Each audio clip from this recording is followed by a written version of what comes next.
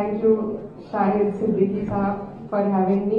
Thank you, नई दुनिया national forum, इतने खूबसूरत प्रोग्राम के लिए, और यहाँ पर जितने भी मेहमान हमारे बीच में मौजूद हैं, आप सभी का बहुत बहुत शुक्रिया। मुझे बहुत फख्र महसूस हो रहा है कि शाहिद सिद्दीकी साहब, जो मेरे वालिद के अजीज दोस्त हैं, उन्होंने मुझे इस लायक समझा कि इतने एस्टीम्ड पैनल में मुझे जगह दी, तो मैं दिल से उनकी शुक्रगुजार हूँ। और वो मेरी हद से ज़्यादा तारीफ करते हैं, अभी मैं उस लायक नहीं हूँ, लेकिन आपके हौसले अफजाई के लिए मैं आपका दिल से शुक्रिया अदा करना चाहती हूँ।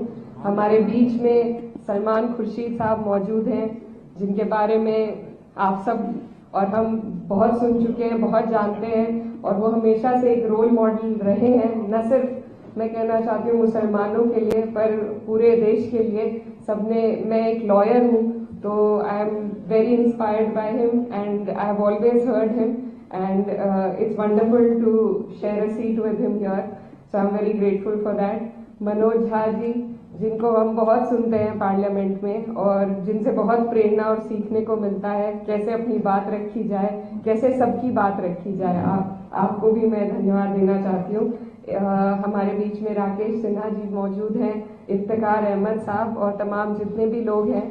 Thank you so much for all joining together for this wonderful event. जो कॉन्सेप्ट नोट है उसको जब मैंने पढ़ा, and I thought what can the answer to this question be, what is the future of Muslims in India। मैंने बहुत सोचा और जहन में दो जवाब आए कि हमें जहाँ काम करने की ज़रूरत है, एक एक्सटर्नल हमारी जो रिप्रेजेंटेशन हो रही है मीडिया के माध्यम से, एक उस पर, और एक इंटरनली हम लोगों को अपने अंदर भी झांकने की ज़रूरत है।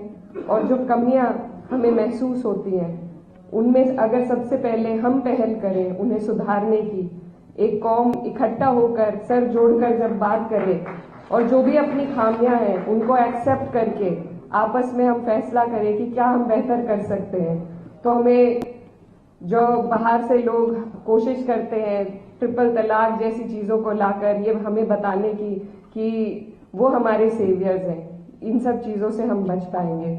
दूसरा, जो हमारा एक्सटर्नल रिप्रेजेंटेशन हो रहा है, जो परसेप्शन एक बनाया जा रहा है, उसको सुधारने के लिए सबसे ज्यादा हमें तालीम की जरूरत है। अगर हमारे लोग हमारे बीच से निकलकर हम सब लोग कोशिश करेंगे, मेहनत करेंगे कि हमारी आने वाली जो पीढ़ियां हैं वो बेहतर तालीम हासिल कर सके, ऐसी जगहों पर जा सके जहां से हम अपनी रिप्रेजेंटेशन बेहतर दिखा सके। मैं आपको बताना चाहती हूँ कि जब मैं स्कूल में पढ़ती थी तो मुझसे लोग अक्सर कहते थे कि you don't look like a Muslim. मैं हमेशा सोचती थी what does that mean, how does a Muslim look like and how not to look like a Muslim.